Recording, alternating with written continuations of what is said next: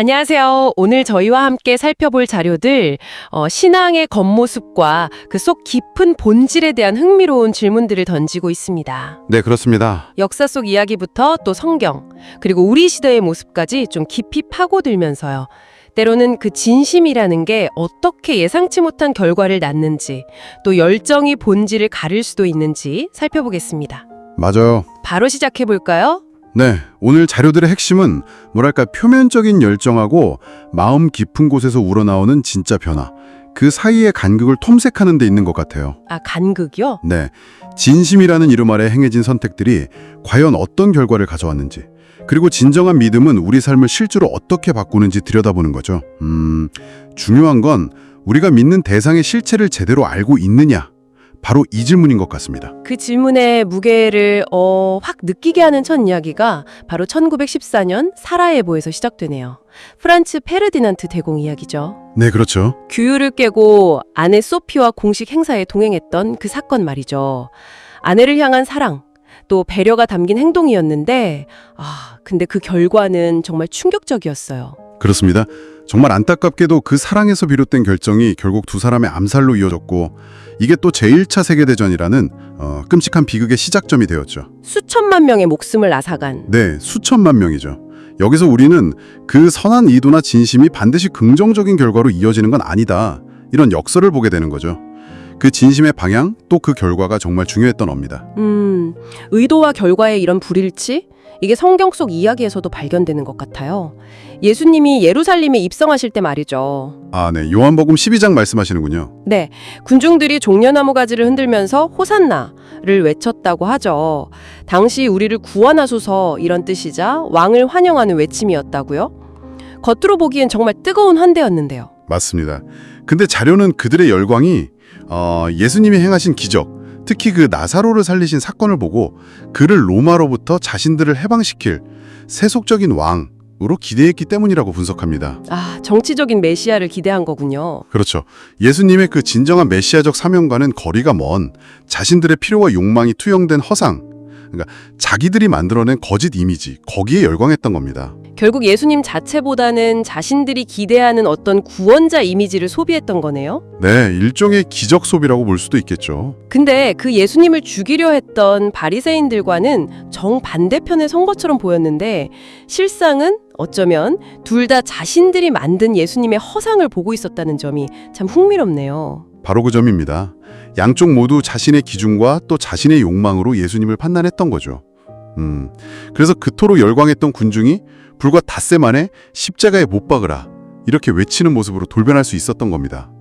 허상을 좇는 믿음이 얼마나 위험한지 보여주는 거죠. 정말 무섭네요. 이런 진심과 공감의 문제는 비단 과거 이야기만이 아닌 것 같습니다.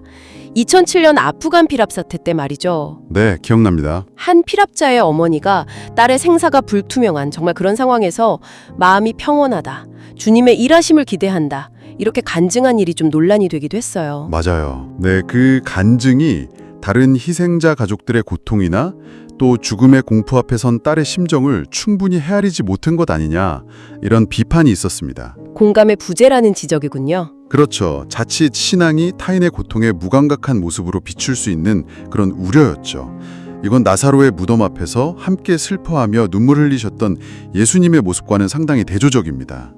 예수님은 능력을 행하시기 전에 먼저 깊은 공감을 보여주셨거든요. 그렇군요. 신앙이 강하다는 것과 타인의 아픔에 공감하는 것이 때로는 다른 방향을 향할 수도 있다는 건가요? 참 어려운 지점인 것 같습니다. 그렇다면 진정한 믿음은 어떤 모습으로 나타나야 할까요? 자료에서는 한 목사님의 변화를 통해 어떤 힌트를 주는 것 같아요. 그 인색했던 목사님 이야기요? 네, 그 인색했던 분이 아내의 암투병과 회복을 겪으면서 그 감사함을 나누는 사람으로 변했다는 일화인데요. 핵심은 바로 이 변화입니다. 변화. 네, 예수 그리스도의 사랑과 은혜를 정말 깊이 체험하면 뭐랄까? 100억 루또 당첨되는 것보다 더 근본적인 내면의 변화가 온다는 거죠. 단순히 종교적인 행위를 열심히 하거나 도덕적인 척하는 그런 게 아니고요. 그렇죠. 삶의 태도 자체가 변하는 겁니다. 더 따뜻해지고 더 너그러워지고 나누는 사람으로요. 불안 대신에 평안과 소망이 자리 잡고 받은 사랑을 흘려보내는 삶. 무로 이어지는 것. 만약 신앙생활을 오래 했음에도 삶의 그런 긍정적인 변화가 잘 보이지 않는다면 혹시 내가 예수님의 실상이 아니라 허상을 붙들고 있는 건 아닌지 좀 돌아봐야 한다는 그런 메시지를 던집니다. 네, 오늘 이야기들을 쭉 관통하는 것은 결국 진심만으로는 부족하다는 것, 그리고 그 믿음이 어디를 향했고 또 어떤 열매를 맺는지가 정말 중요하다는 거네요. 맞습니다. 프란츠 대공의 사랑, 예루살렘 군중의 환호, 또 피랍자 어머니의 간증까지.